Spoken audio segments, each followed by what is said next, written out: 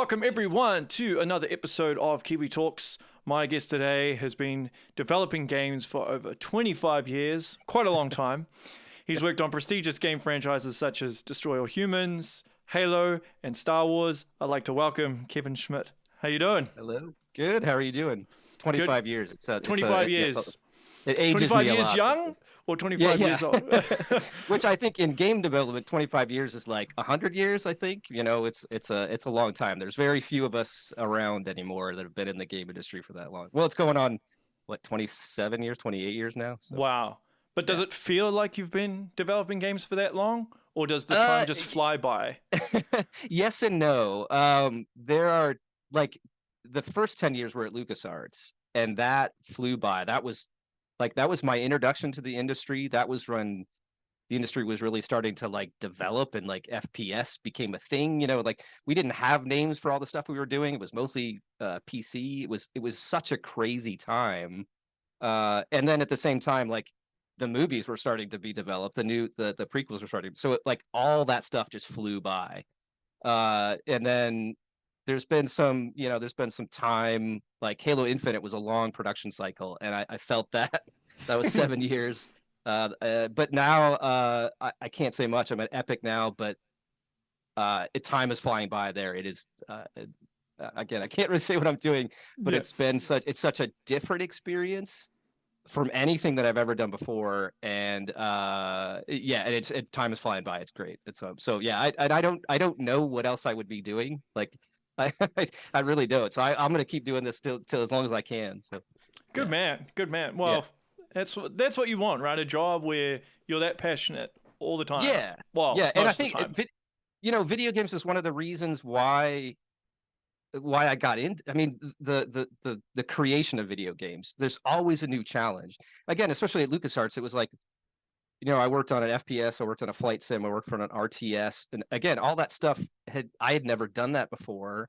And so it was like it was always something different. It was always learning new things, and the thrill of doing a different thing and a different challenge. And even inside, I worked on 3 Halos, and even then it was different with each iteration of the Halos. So it was like doing different stuff, and so that's that constant challenge and that constant pressure to sort of reiterate on stuff and perfect stuff. It just keeps me going all the time. I love it. I find it thrilling and fascinating, and always being on the cutting edge of stuff.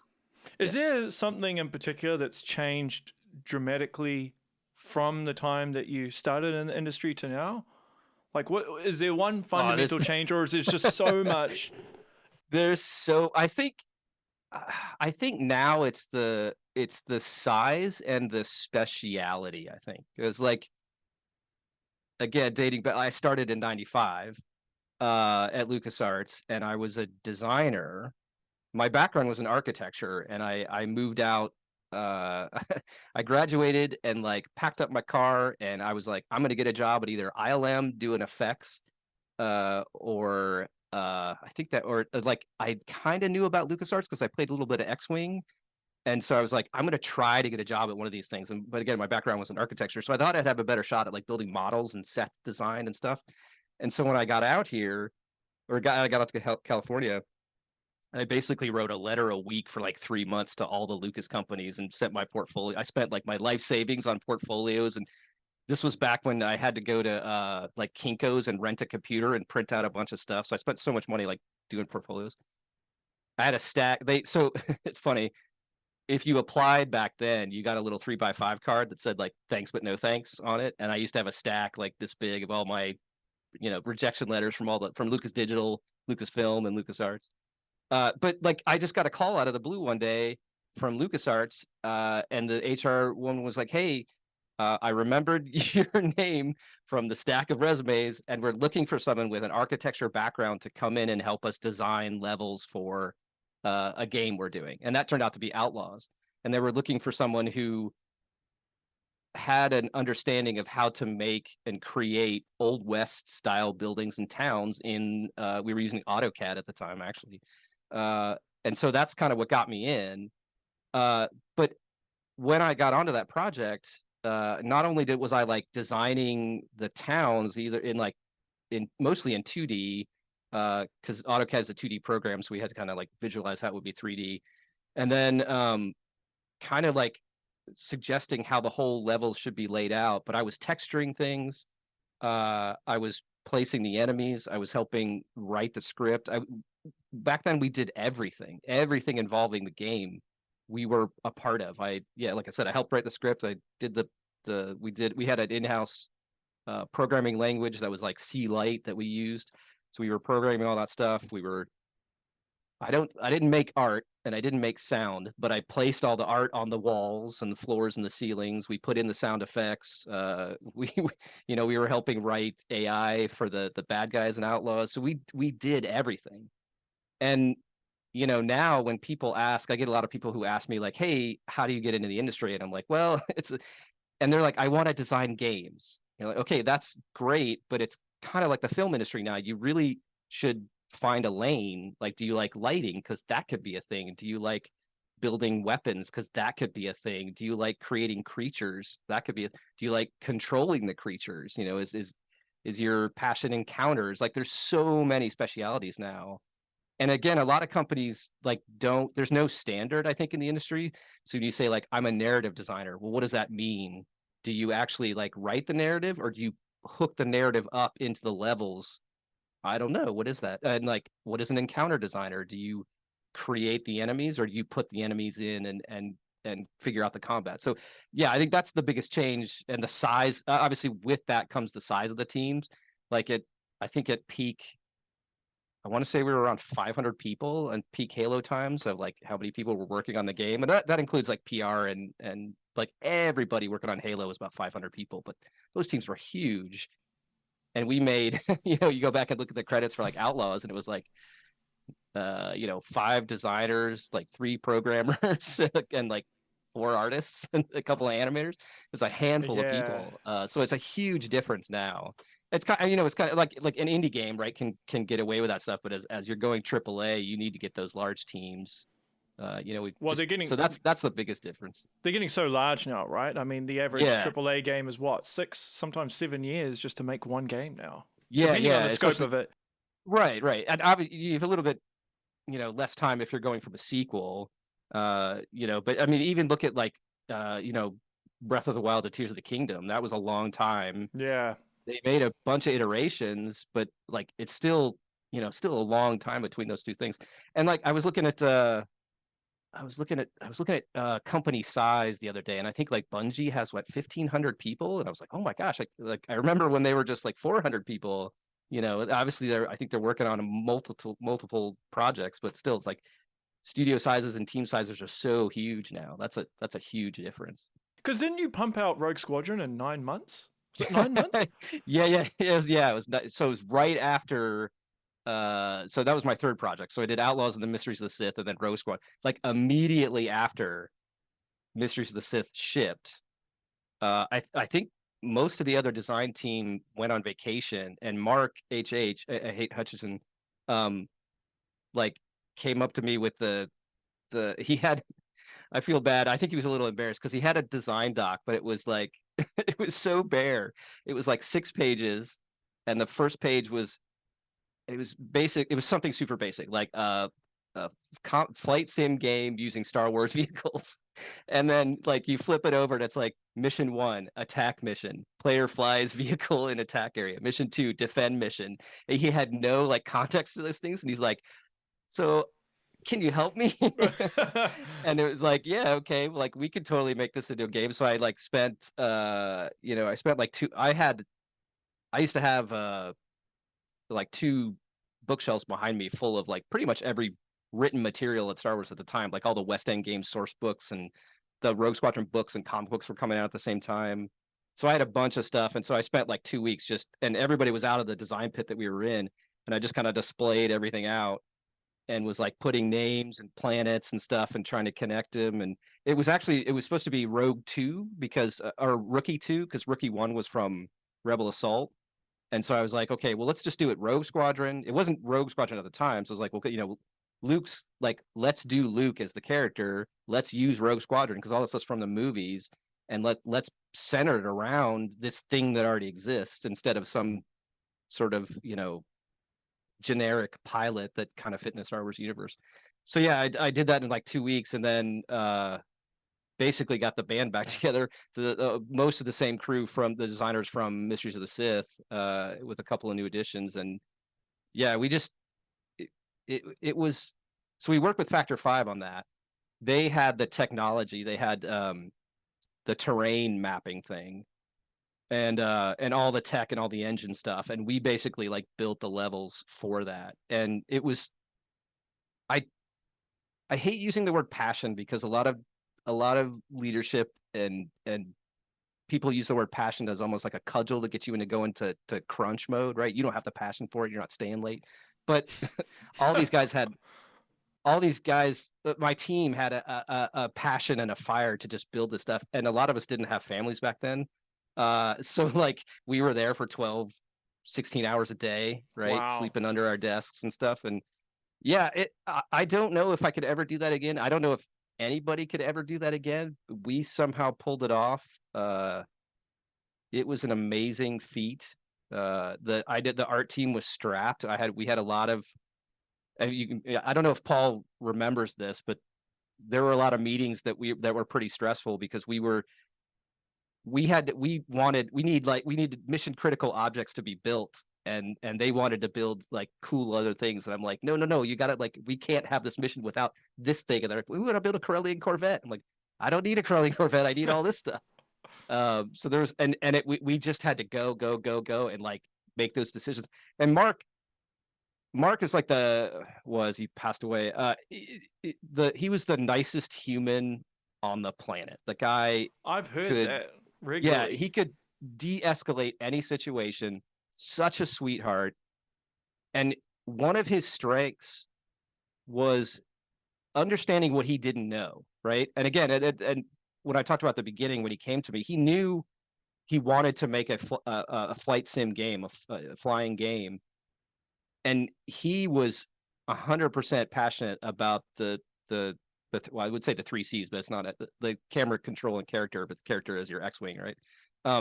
He was all in on that, and he lit up when he talked about flight control and like getting the I don't know if you remember playing it, that like the multiple reticle thing, about how we struggled with that for the longest time. And I remember him like coming up with the idea and coming out of his office, and he was just like glowing, like, I think I got it.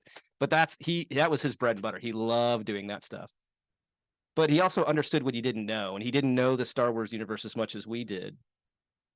And so that's why, he leaned on us for that expertise. And so he was always able to like soak up all the information and then make a call. So at a critical time on that project, multiple critical times,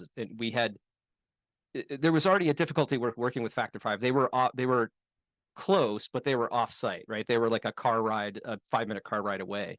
And we didn't have Zoom back then, so we either had to be on the call or like run over to their office if there's something critical. And we would do that regularly. We'd drive down there and have meetings and like go over stuff. But like, there were times, like I remember one time we talked about a mini map, and like we weren't going to get a mini map, and we were like, okay, we'll just move on without it. And then like 2 days later it showed up, and we were like, well, we didn't design anything, like we don't know how this is supposed to work.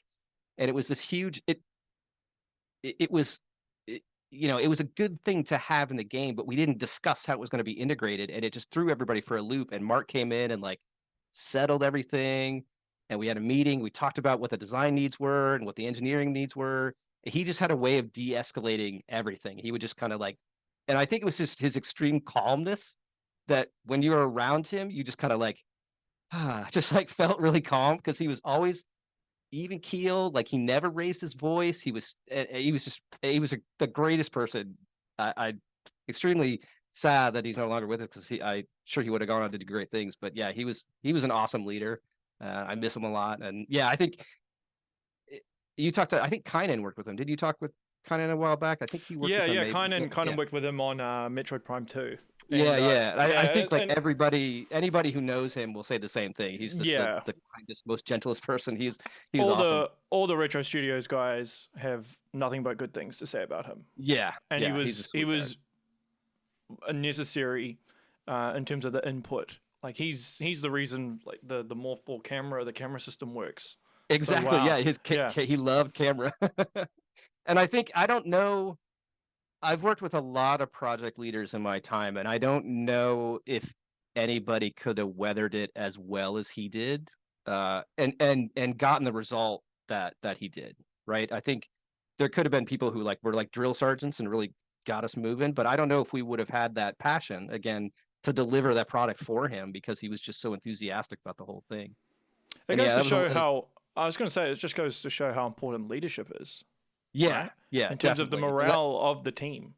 Yep, yep. And again, I think one of the lessons, one of the key lessons I learned from him, again, was understanding what you don't know, and that's why you surround yourself with the people who understand those things. And he brought me in for my knowledge of gameplay and Star Wars, and then I brought a team of designers who I trusted who knew how to deliver this thing, and he went to Paul because Paul was an excellent artist, and there was another Paul Zinnis who he went to for doing a lot of the model making stuff. And so he surrounded himself at that time. I should say, like, so let me backtrack. So LucasArts, we always had about 3 or 4 projects in development and various stages of development at the same time. Again, because the teams were so small, and I think we were back then we were probably like 300 people, but we had like 6 or 7 projects. So people were coming off and onto projects at different times. So it was like a project leader's fantasy, because they could be like, okay, I know so and so is coming off that project and they did really great things, and so I'm going to take them when they come off the project. And so he was able to pull a lot of really great people who shored up his weaknesses, and just use that to his advantage, and was super diplomatic about when we had those points of contention and those dust ups. He was able to come in and be like, okay, I've heard everybody, this is the direction we're going, and we all were like, okay, got it, I felt heard, felt respected, you're making a decision, and now we go down that lane. And yeah, he was awesome. How does that work though when you're working on multiple projects at once? Wouldn't you start to get confused about Well, so which not project you're I working? should it wasn't me who was working. What? So Oh, we okay, you not you yeah, personally, but other people right. So within the umbrella. yeah. So when I started LucasArts, I was double. We used to have a thing called the LD roster. I think I have it on my computer somewhere, which is a list of all the LDs. And so I was 004. I was the 4th designer hired at LucasArts. And so, by then we had maybe 30 designers, and like 5 were on Rogue Squadron, 5 were on a different project, so 5 were on another project. And we had a design manager who, would like watch our career paths and stuff. And so then like I said, when Mysteries of the Sith was done, and shipped, a lot of those guys went on vacation. I think, so yeah, there was so Tim Longo was on that project, and then Hal Barwood asked Tim to be lead on the indie project that was ramping up, Infernal Machine. I think that's the name of it. So like Hal was starting up a new project. Mysteries of the Sith finished. Hal went to Tim. Mark came to me. So like so that the project leaders could be like, okay, I see that group of designers is finishing up. I'm going to take these guys, and Mark's going to take these guys. So that's kind of how it worked. So we were like almost never had downtime, because as soon as we were done, yeah. So like we went from Outlaws. I did Outlaws. We went Outlaws immediately to Mysteries of the Sith, immediately to then Rogue Squadron, and then we worked on gosh, what was next? Obi-Wan. So we did a bunch of exploration. We were doing Obi-Wan for the PC, and we worked on that for about a year and a half. The Xbox was just like announced, and we were having a lot of problems with the Obi-Wan and the PC version of it, and trying to get a game up and running from it. And then so they said like, okay, we're going to turn this into an Xbox project. What do you guys want to do? Because there's another game ramping up, and that was Battlegrounds. So I was like, okay, I'm going to take a break. I'm going to go do Galactic Battlegrounds. And then so another group of designers went and did the Xbox version of Obi-Wan. And then after towards the end of Galactic Battlegrounds, they're like, hey, we need a lead for Republic Commando. As soon as you're done with that, can you go to Republic Commando? And I was like, okay. So I was never on multiple projects at the same time, but it was always like, there were always different, there was like a bunch of different projects in development at the same time. So no downtime. So basically, you just jump from one to the next. Pretty much. And again, in rapid succession. Yeah. And I was dating my wife at the time. We were on Rogue Squadron, and so I remember, like, I would come home at like 2 a.m. I would never see her for most of the time, but she actually worked at LucasArts as well. She was in the finance department, so she understood what game development was always about. So she didn't. She wasn't helps. Like, yeah. She wasn't like, oh my gosh, I never see you. She's like, I know, I'll see you sometime. So yeah, it was awesome. It was a fun ride. I kind of wish there was another studio like LucasArts, because I think there were a lot of advantages to it. But again, I don't know if you could do that now. I don't know if you could have that structure. It'd be pretty difficult, I'm sure. Yeah. I saw because I've seen some of the designs, because you've posted them on Twitter on the graph paper, your early level designs. Oh yeah. I have a notebook over here. Is that still a way to map out a level these days? Is that still a method that people use, or is it all digital? Well, that was very unique to that was for Battlegrounds, I think. Did I post those for? There's one. I think there's one for Mysteries of the Sith. There was one for Rogue Squadron, and I think Battlegrounds as well. Yeah, you posted a number of them. Well, okay, I should say, like, how we develop. Like, when we made Outlaws, it was just, again, it was using AutoCAD, which is all 2D, and we had to sort of we would define the spaces and then type in like how many meters high things would be. So it's extremely hard to like gray box that. We just had to basically build it and then tweak it from there. With Mysteries of Sith, we were using the Leia engine, and so that was it. It was a very easy engine to like build rough shapes in and stuff. With Rogue Squadron, so we used oh gosh, what was that called? I want to say it was called Bryce, which is like you took like a black and white picture and fed it into Bryce or whatever. I think that was the name of it. And then it like created a terrain map based off the gradation from white to black. So like white was the lowest points or it was the other way around. I think black was the lowest points and white was the highest points. So we just basically, so that was the entire terrain that we were working on for Rogue Squadron. And so it was just as easy as opening up a bitmap and, pushing some pixels and then like hitting a button and converting that, and then boop, it popped up and there's your terrain. And the terrain wasn't besides a few levels, the terrain wasn't super important in like, you just had to have a flat area, but most of the rocks and stuff, it like wasn't that important. And then we switched to, I think we went to Maya to build the PC version of Obi-Wan. And that was, we were learning the package at the same time we were building the tool. So like we didn't really, I remember building the conference room, the hangar and the conference room of the Federation ship and the feed hangar for like a test level. And the feed hangar, I was building it movie accurate, and so there's like a billion polys. It was a lot of fun, but like we didn't really gray box that, and because again we were testing a bunch of stuff. So yeah, I don't know if that answers your question. It was all very unique to the particular game we were working on, and then I think I posted maybe some wireframes from Republic Commando, which was built on Unreal. So and Unreal's pretty easy to build spaces with. So with Republic Commando, I've always wondered this, but was the HUD at all? Was there any influence from Metroid Prime? I know Metroid Prime came out in like 2001, I think it was, or was it 2002? And then Republic Commando came out in 2005. But I just remember the HUDs looking very similar. Yeah. I think you'd probably have to ask Tim directly, but I'm pretty sure he was influenced by Metroid Prime. I know, again, that was another point of like contention, of like trying to get you into the character and having so much stuff on screen versus like really trying to like pull back. And we had the same thing with Halo with like how much is too much on your HUD. And that, but I'm pretty sure it was influenced. I'm like almost positive that he was referencing that when we were building that. Yeah.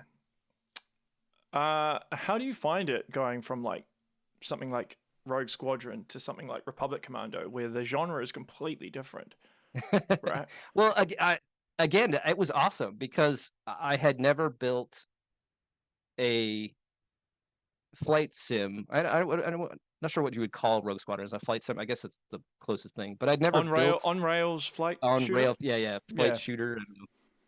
Which so I never built anything like that before, and so it was a learning experience. And there are different like design principles that you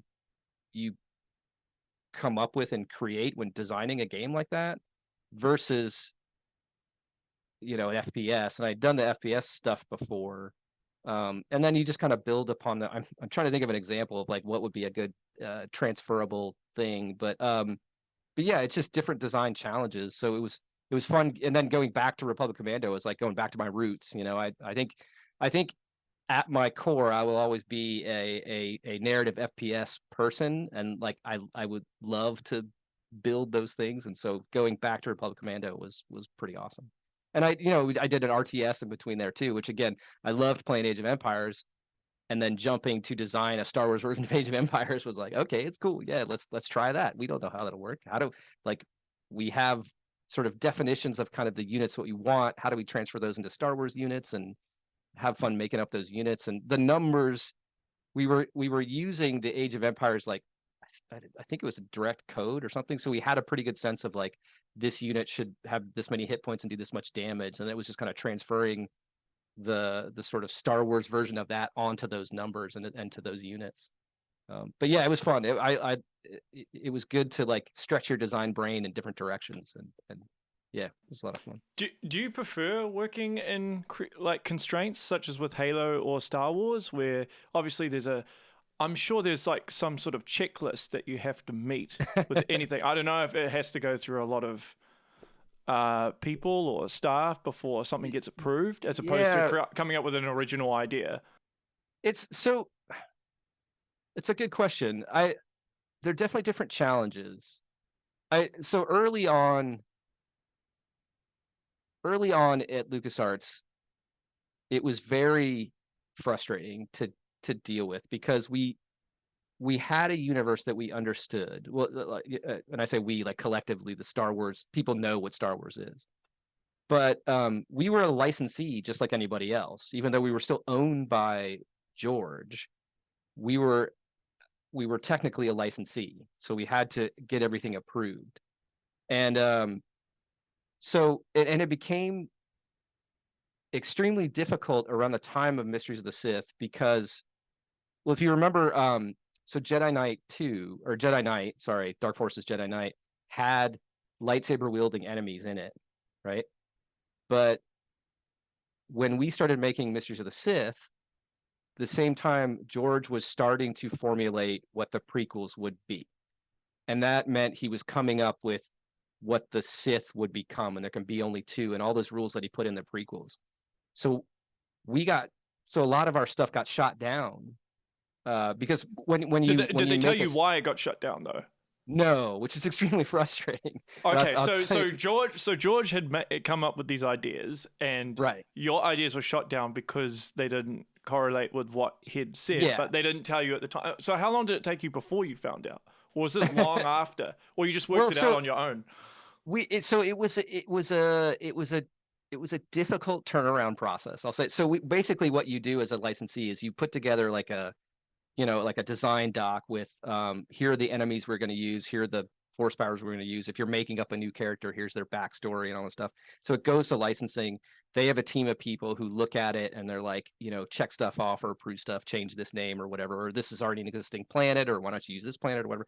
So they make suggestions and things like that. But again, this was before a lot of the stuff now that it was in the early days. So licensing didn't really know. So we would submit this packet of information, and they would just say no.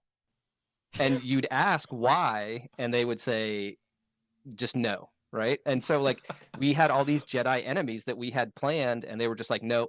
And it made sense later now because George had this rule of only 2 Sith. So, and only I think it was like only Jedis can have lightsabers, and there can be only 2 Sith. I think there was the rules that we were working with, and so all of our ideas got scrapped. And so that's where the Sith undead came from in Mysteries of the Sith, is because we would start to I think we actually threw them in as a joke. And they were like, okay, yeah, you cut the lightsabers, cut the Sith. Nobody can have lightsabers. Sith undead, sure, yeah, you can have those guys. And we were like, what? Okay, well, I guess that's our only enemy. We have Sith undead who can shoot force lightning at you. So yeah, they never said, in those days, they never came up with suggestions or never gave us reasons why. They just said no. So you continually have to like keep submitting new drafts and new documents until it gets that approval. That's like trying to get blood out of a stone, isn't it? Yes, it was. Yeah. So we started employing a tactic where we would fill it with crazy stuff that we knew they would reject. So hopefully the stuff that we wanted would slip through because they'd be too busy like rejecting a bunch of stuff. And like the Sith Undead, we're like, they slipped that through. Okay, well, our next project, if we ask for something like completely out of this world, they're like, oh no, you can't have that, but you can have all these other things. It's like, well, we really wanted the other things. So we started to like play with licensing in that sense. Yeah. But I think nowadays, Leland Chi, like he's Keeper of the Holocron there. He's one of the guys that I think approves a lot of that stuff. He came from LucasArts. He was a tester. And so I've known him for 25 years or so. But I think him and the team there, I'm not sure who was all responsible, but I know he's a part of that stuff. But like, they have a better understanding now of how to make games and what's needed to make a game. So if you look at something like Outlaws or a Jedi Survivor, like we have Cal Kestis, okay, Disney owning it, I think has made it easier to allow more flexibility in the universe. So you get Cal Kestis, you get I'm blanking on the girl's name in Outlaws, the new character that they're creating for Star Wars Outlaws, and you get all those other Jedi in the media experiences. So it's become a lot easier to tell new stories, and I think they're actually responding with like, hey, you should try this, or hey, you should use this, rather than just a straight no. Yeah. But you guys had Star Wars Episode 1 stuff trickling in while you were working on Rogue Squadron, right? You were getting little Easter eggs. You obviously didn't know anything about the films, but you were able to piece stuff together as a result, I guess, like working out, oh, well, this is going to be in it, or... Well, we did actually know a lot about the films because so as Rogue Squadron was ramping up and Episode 1 started to become a thing, obviously we wanted to try to make a game, day and date with the movie. And so me, my project leader, Steve Shaw from Mysteries of the Sith, I think my friend Ryan Kaufman, there was a small group of us. And then there was like 2 groups because John Knowles, who was working on the Bounty Hunter game, and our group was going to do an Episode 1 game. We had a secret room at LucasArts, which was basically locked, and you had to get the key from, I think the president's assistant or something, whose the office was basically right across from her office, so she could monitor it. Yeah. So there was a list of people who could go in there. You couldn't take anything out of there, but it was full of it. They basically had binders like planets, characters, vehicles. So almost all the information, all the art that they generated, like, and there's you see some of those like making of Episode 1 books. There's so much art from there. Like it was Ian McKeag or I can't remember how to pronounce his name. One of the costume designers for like Padme's outfits. Like he just had, probably 6 or 7 books full of concept sketches for Queen Amidala's dresses, right? And it was such an amazing thing. So there wasn't, when we first got that room, there wasn't a ton of context, but we could look at all these things. So we knew there was we knew the planet Theed existed, and here's all the concepts from it, and here's the Naboo starships, and information slowly started to trickle in. And then actually a few of us got to see rough cuts of the film, which were awesome. Again, there were scenes shot in that rough, like the pod race. I think it it was like it was really long. Like they had to cut it down, but the original pod race, I think they showed like every lap or something. It's really crazy. So we got to see a bunch of rough cuts along the way in preparation for what we were going to do after Rogue Squadron and make Obi-Wan. And so we had all that information coming in, and we got like super secret permission to put the Naboo fighter in the game in Rogue Squadron. And so it was like time unlocked, and only like I think only like 3 people knew about it. Like Mark knew about it, I knew about it, the president of Factor 5 and the person who I think the people at Factor 5 modeled it, and so like the modeler, the engineer who put it in and time coded it, Julian, our like there's only a handful of people that knew it was actually in there.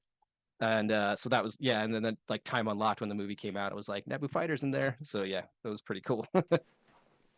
Wow. But Yeah. I mean, George was so good at world building. So obviously, once you were starting to get all this stuff that comes in with the prequels, I'm sure that must have created a germination of ideas in terms of different games you guys wanted to make from from that world. Yeah. I remember it was funny. We used to pitch. We had a process where we could pitch games, and there was a name for it. I can't remember it now. But we would basically, there was like a group of project leaders and other executives, and like every month they would hold like an open roundtable where people could come in and pitch ideas. And Ryan and I, my buddy Ryan Kaufman, when I would like pitch a whole bunch of ideas, we pitched I really wanted to make a Darth Maul game. I think everybody wanted to make a Darth Maul game.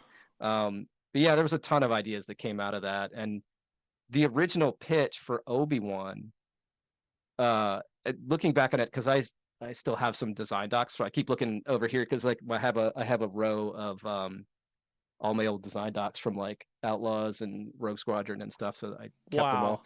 But let me hold on 1 second. Let's see if I can pull out the. Oh yeah, this is the original design doc for Tanis, is what it was called. That was Obi-Wan. And wow, that's a big doc. That's a big document. Yeah, it's huge, and it's like, yeah, I think. So was that solely? Was that wasn't solely you that made that document? Is it? No, this is a ton of people who put it together. Yeah. Well, the I should say the design part of it, which was, if I can hold this up, this was the original design doc. It's hard to see. Yeah. So that was, that's like 60 pages. That was me and Steve and Ryan put that together. Is that archived somewhere or just there? Like, just in my office. Really? So it's not scanned somewhere? Because what happens if like your house, touch wood, like went up in flames, right? Yeah. So there is I'm in contact with a former LucasArts employee who's I've been scanning some of this and sending it to him, and he's keeping an archive of it. I kept thinking about sending it to like a video game museum or something. Like I just pulled out I have another thing, which is an E3 reel from 2012. Oh, sick. LucasArts 2012. Or no, sorry, LucasArts E3 reel 2002. Sorry, that's when 2002. Yeah. Total running time 15 minutes. And I just tweeted out that I like, oh, and now I need to find a VCR because I don't have a VCR anymore, so I don't even know what's on it. And somebody, a coworker of mine, David Ellis at 343, he quote tweeted it with somebody else who was like who has like an archive project, who's archiving old E3 footage. And so I was going to contact him to be like, yeah, I guess I can mail that to you and you can like digitize it and put it up on your YouTube channel or something. So yeah, I've thought about archiving and doing it. I've got a whole bunch of stuff that like from my years at LucasArts. So that was a crazy tangent. Yeah, that's good. That's good. Anyway, keep going. Yeah. So that original, so we were talking about ideas coming from episode 1. So that original document, like looking back on it now, is like there was no way we would have made this game. It was probably around 50 levels. it was, we knew Obi-Wan and Qui-Gon were in the movie and they were spending most of the movie together. But the original pitch was that from the beginning, you would choose which character you wanted to play and you would follow their paths. And there were some levels that they were, like in the beginning, where they're on the Federation ship, they would be in that area together and they would fight. But like the next level was on the Trade Federation ship, and so we had two different experiences as it went to the planet Naboo, and then in the swamp it was two different experiences, and then so it was this huge thing. And then we had all these. We took a page out of Outlaws. We did these historical missions in Outlaws, so we had historical missions because like we were talking about the Jedi Council and how cool that council was, and that we would build that chamber and have all those Jedis, and you would go in and you would talk to those Jedis, and they would like recount tales of your exploits as you were training Obi-Wan. You'd play as Qui-Gon, and you were training Obi-Wan, and these historical missions would be like Padawan learning missions. So they, we went to like a freighter that was like crashed in the ocean with dignitaries on board, and so you had to go in there. There was like some kind of alien shuttle that was attached to it, so you had to get in the water and swim through a little bit of stuff and then rescue these diplomats or whatever. So we had a whole series of like historical missions that were about your training and the Jedi Council and the Jedi Way, and which could have been a whole separate game to itself. Well, now that I think about it, so like we had so many ideas coming out of episode one, out of that episode one room, and just talking about what kind of stuff we wanted to do. And there was just his world building, and there was just so much excitement about all the stuff that we could do out of that movie. It was a lot of fun. Yeah, I know. Like with Halo, you worked on both the campaign and multiplayer. Is there a little? Yeah. I didn't do a lot. I didn't do a ton of multiplayer. I did a lot of Halo 5 sustain, so I did some multiplayer after 5 shipped to sustain that, but most of it was single player campaign stuff. Do you have the shift in terms of the thinking or the design philosophy when you're designing for multiplayer versus campaign, or is it just very similar? Oh yeah, in terms of the approach. Well, for me, it's completely different. The level design for one in most. I'm grossly oversimplifying it, but multiplayer maps are usually symmetrical, and you try to have like 3 lanes of approach as you're attacking the other team.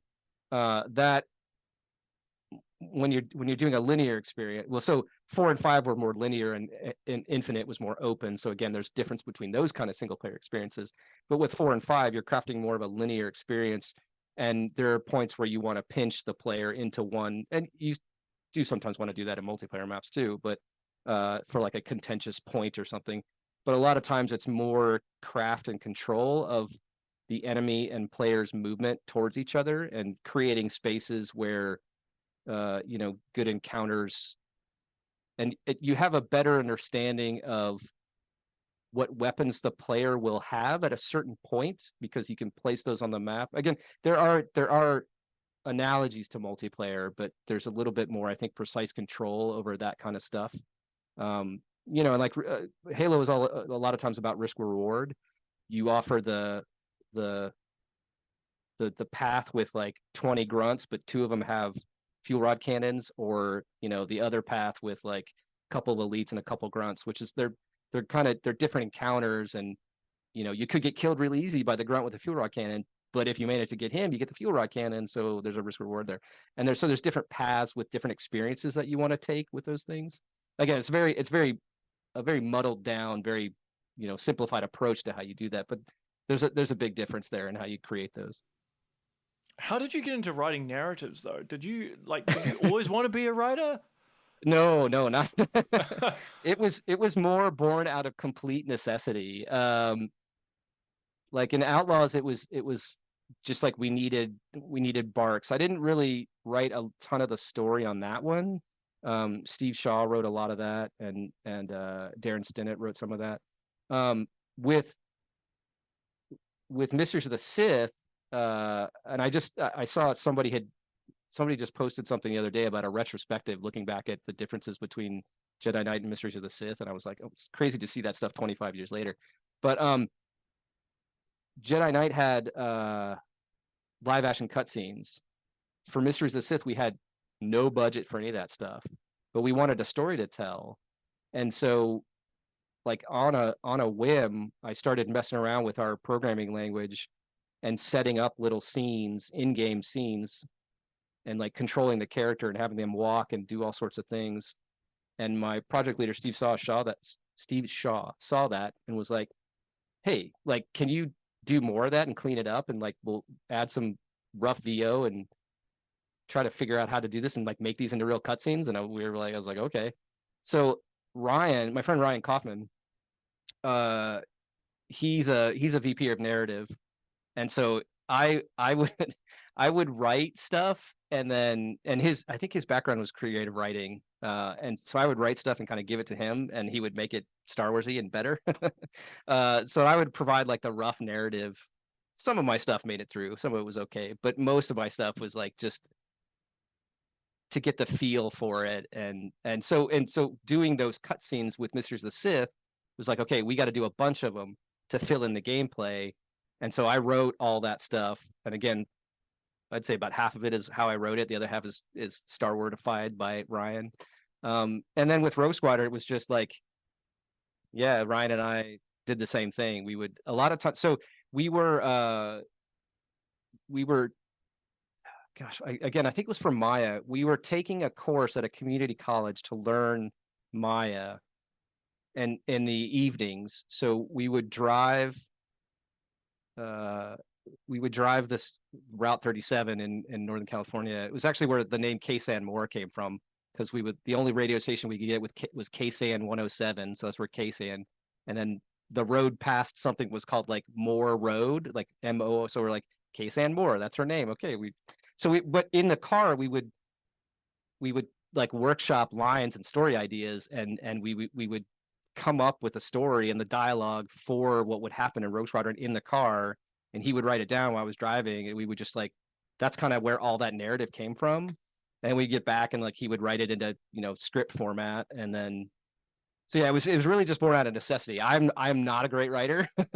I can so I kind of, and so for all the time there, I would Ryan was a great partner, design partner, because I would, like I said, I would just write the rough words to get the feel for it, and then he would translate that into better sounding stuff and Star Warsy stuff. And so he was excellent at that. He ended up doing all that for like Republic Commando. He pretty much rewrote the whole script for that, and he worked with Karen Travis on the novelization to get all that stuff, because he was so close to the narrative on that, and helped her find the voice for the clones. And yeah, he did great work for the script on all that stuff. So yeah, narrative's not my strong suit. It was totally out of necessity, but I will take the credit for it. It makes me wonder if ChatGPT is going to rob people of being able to collaborate more and naturally building that narrative, because you can just type something in ChatGPT now, and I'm not sure if you've used it.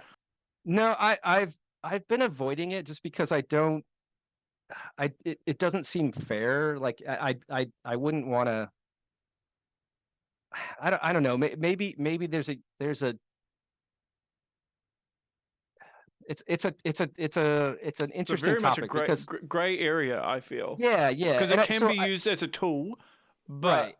You can use it as almost like plagiarism, and it's like faking being a writer, so to speak. Yeah, and I think if I was maybe starting out and an independent developer, and I needed to create a ton of dialogue for something, maybe I'd use it as a base, and then give it to a writer to like make a real thing, but then credit that writer for that. Like Ryan was a great partner. He was a great designer. He also made levels and did all the same stuff we did too, but he just had that background in writing, and that kind of became his passion, and that's the direction he went. But I had a partner in him, so I didn't have to resort to anything like, I mean, maybe he was my ChatGPT.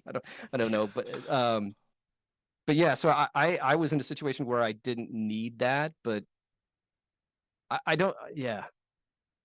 I understand where the writer strike and all the other stuff, it's hugely important. So many legal issues, so many gray areas.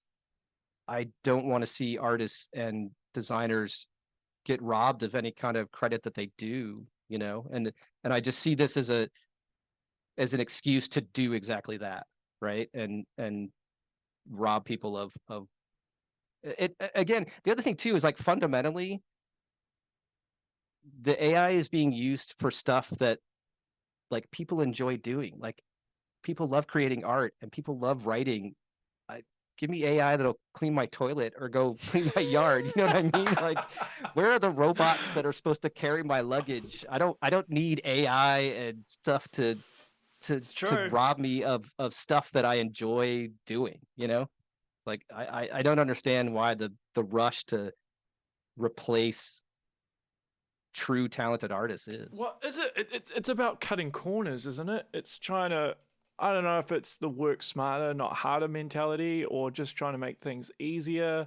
But then sometimes by trying to make things easier, you end up creating a domino effect of all these other problems. But yeah, I again, I can see you can kind of see the trail of cutting corners, but like, you know, is it really what you need? Is it how much are you saving and how much? I don't know. I don't see the benefit right now, so it's hard.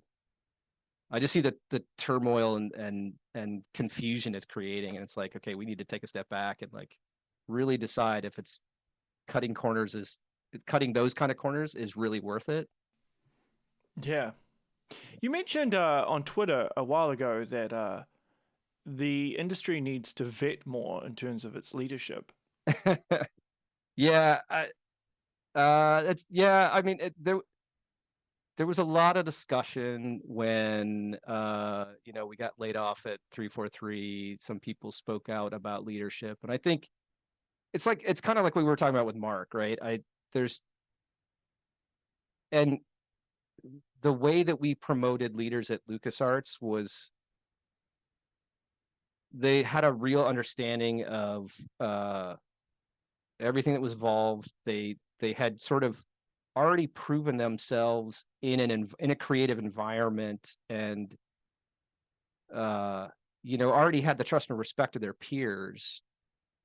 And so when those individuals were made into leaders, it was accepted and understood. And then they also let go some of their previous, you know, you promote an artist or a designer into a leadership role, well, they can't do art or lead or do design anymore. Well, I mean, you can a little bit, but not like IC level art and design work. So you But need to they'd be able to let understand go the of that stuff. fundamentals of that stuff, which would help Yeah, be utilized in a leadership position as opposed to someone who's just in a suit that's just right. thinking of this. Yeah. And I there's it's one of those discussions, and we were talking about this before we started recording, that I think our industry, and I think again, we were talking about this. I don't know if there's an industry at all that does a good job of publicly explaining or transparency in difficulty in producing a product. You know, like there's a lot of different stories out there about how games are made, and usually those are given by individuals who have a unique take on how a product got made. And if you ask, I'm sure every product, I'm sure every video game has stories of problems that happen, but we don't as an industry. Yeah. But we don't as an industry discuss any of that stuff. Like there are probably a day's worth of GDC talks that the people that, you know, that I could do about my history in the industry, about, you know, successes and failures, but it's hard to talk about those failures. You know, there's some people who aren't going to look good out of that, and like there's no good way to do that. There's no good way to, like, you have to be very careful about the pitfalls that and the failures that you encountered and how those things happened, because we just don't expose that. About any pitfall, that any game Yeah. suffers, it's not the result of one individual, right? It'll Yeah. be Yeah. multiple individuals, and there can be a number of reasons as to why. Right. Right. But I suppose the thing is, I mean, even if it's not talked about, is it talked about internally? Is it acknowledged internally so you can, because you can't fix something you don't acknowledge. Right. Right. But if you just sweep it under the rug, is it actually fixed at all internally? That's, I suppose, the thing that I'm more interested in, even if nobody else knows about it. Yeah, sometimes it is. Any project should do a post-mortem at the end of that project, and basically what that is how you structure it could be different from any company, but you should get everybody who was involved in the making of that product, and have a couple different sections to it, and say, like, according to your speciality, mine being, we'll take Halo Infinite in the last project, like encounter design and design. What were the difficulties? What were your failures and successes in that particular field, right? And you could, like identifying, or like we did we very early on, we did like a strike team and kind of redefined what the elite was going to be. And so it was me. I led a strike team with a tech designer, an animator, and we kind of made an in-game video of like a sample combat experience with all these new behaviors for the elite, and like that was awesome. And it was something we were allowed to do. Like we like I said, it was very early on. We took like, I think like a month to do it, and just threw out these crazy ideas, and we're like, so it was like a 8-minute video with probably a dozen different new behaviors, and then we like showed that off to a bunch of people, and we're like, okay, we're going to take this and make that real, take this and make that real. So that was like a huge success. That was awesome. So it was one of the things I would say is a big success. And then and then you detail out the failures or the struggles that you had. Like we had a lot of the tool wasn't the best when we it'd break down a lot, and we'd spend a lot of time not being able to produce anything because the tool would crash or something. And so it was like, you detail that and be like, how many hours did I spend not producing because the tool was broken. And then you take an assessment of like overall from the whole project standpoint, where were the successes and failures. So you should collect all that data and then sort of bubble all that stuff up, and you might find trends in there. I know that the tool was a point of contention for a lot of artists as well, and like they had trouble producing. So it's like, okay, well, we take these points that kept bubbling up, and okay, we're going to focus on fixing the tool for the next project. So a lot of times those things are discussed internally, and then you just, but again, it takes good movement, good leadership to act on all those things and really commit to investing in those changes, which some people do and some people don't. But do leaders, I suppose, do they recognize their own faults as well? I've worked with some who have and some who haven't. Again, I use Mark as an example. He knew, one of the reasons he came to me was because I was a Star Wars nerd, and like he was like, and he flat out said, he was like, I don't really know. I don't really know how to apply this to Star Wars. You do, just do it, right? And okay, he gave me pretty much free reign to design that game.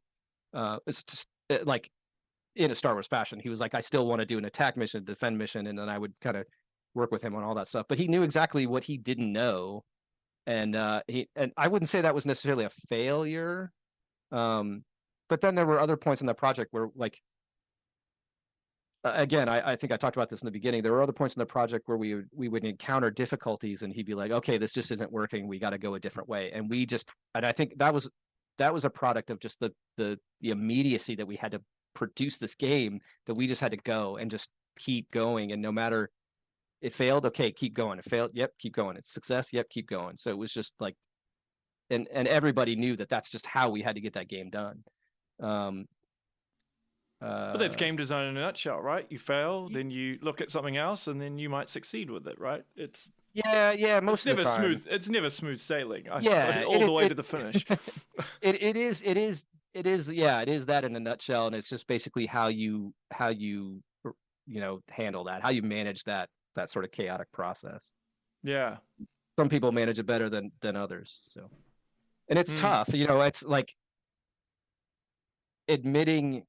I've been a lead myself, and admitting my mistakes, or like I don't I'm not a huge fan of confrontation, and so when I had to have uh you know serious talks about either people's output, or people's designs just weren't up to snuff, like those are things that I was previously really uncomfortable with. And I think that's for a lot of people. People don't like confrontation, and it's hard to sit in a room face to face and be like, you're not cutting it, you need to do this. So that was a huge like lesson for me to learn personally in leadership. And so it's a growing process, and game design is always changing, and so the challenges are always different. And so finding a leader who knows how to tackle every problem is probably finding a unicorn. So you're always going to have struggles and how to manage different things. So yeah, it's always growing and always changing. Do you think that's the most vital thing to making a game good? Is just that whole pipeline working cohesively from the top down? Do you think that's the most important factor? I've changed. Yeah, yeah. I do. I think it. Well, it may not. It probably. Yeah, I'm trying to think. Yeah, maybe it is the most important factor. I used to talk about how like it wasn't really the product I was making, but it was the people I was making it with. Um, and I think I think it's evident in games that are hugely successful. And again, if you look at Breath of the Wild versus Tears of the Kingdom, I think most of that team is the same. And not only is there a benefit to keeping, you have a good team who made a great product and then understands the tools, and you keep those people happy and around, so that when it comes time to make the next game, they already know what they're doing, and so they can hit the ground running again. And we had a little bit of that on between Halo 4 or 5 and Infinite. We had a lot of turnover, and it's natural because people want to spread their wings and go to different things. But you could, from the people that I knew from 4 all the way to Infinite, we had a different rapport than new people that we brought on. It was, I knew how to communicate with people. I knew, if I wanted something, I knew how to get it. That sounds, it sounds bad, but like I knew how to interact with people. I knew how to approach situations. I knew how to request design features because there was an engineer that I had worked with in the past, and we had similar language, right? Similar verbiage that we communicated, and that's that's just how we got those things done. There's a specific incident with a new engineer that we brought on board from a different company who used totally different we used the same terms like vector or sector, but at his previous job they mean something completely different. So I was paired with him to create a tool, and when we would talk about stuff, I would be saying terminology that he completely misinterpreted, not through any fault of his own, right? It just because we were coming from different languages, and it was this huge like point of contention until I realized it, and then we were like, and then we like talked about it, and we're like, okay, and then when all that went away, we're like, okay, now I know how to talk to you. Now we can go ahead and produce this thing. So that there's a lot of like growth and learning that you have with new people. And like look at Republic Commando, we all thought that we were going to do a sequel, and that's why we ended it with a cliffhanger, assuming that we would make a sequel. But halfway through that project, they were like, oh, we're going to lay you off when it's done. Did they actually tell you that?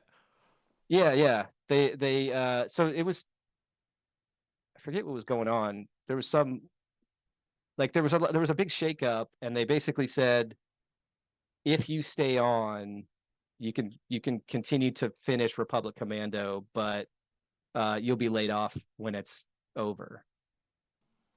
Wouldn't that kill morale though? Wouldn't your energy just dip as a So result of let me- that? yeah, Like, yeah. I wouldn't think. I mean, it doesn't was- seem like a smart business to tell people you're going to lay them off at a certain time and then expect them to keep the same morale and energy for that product. Yeah, so like I don't know. Maybe I'm been, missing something.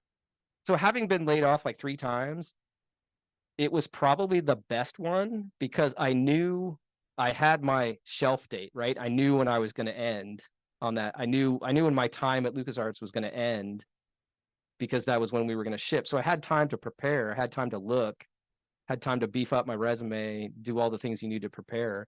But yes, at the same time, it was like I was leading a group of designers who were all facing their own shelf life.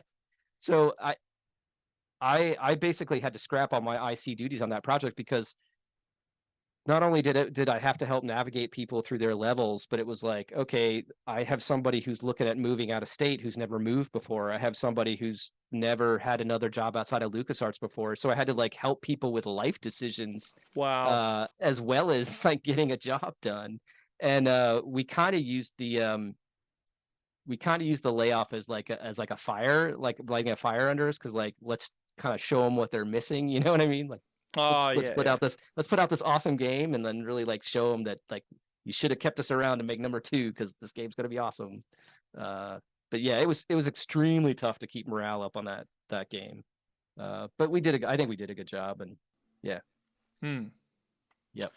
It was an interesting time. Well, hey, I'll wrap up there.